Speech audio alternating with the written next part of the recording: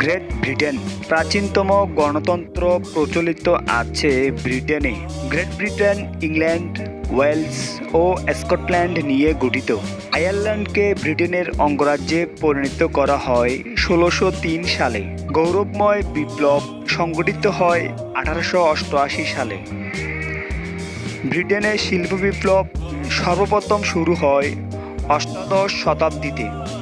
এর ফলে ভারতীয় উপমহাদেশের কুটির শিল্প ধ্বংস হয়ে যায়। ১৮ সেপ্টেম্বর ২০১৪ স্কটল্যান্ডের স্বাধীনতার লক্ষ্যে অনুষ্ঠিত গণভোটে ৫৫% না ভোট পড়ে। রাজা মরে না, এই উক্তিটি গ্রেট ব্রিটেনের সংবিধানে উল্লেখ আছে।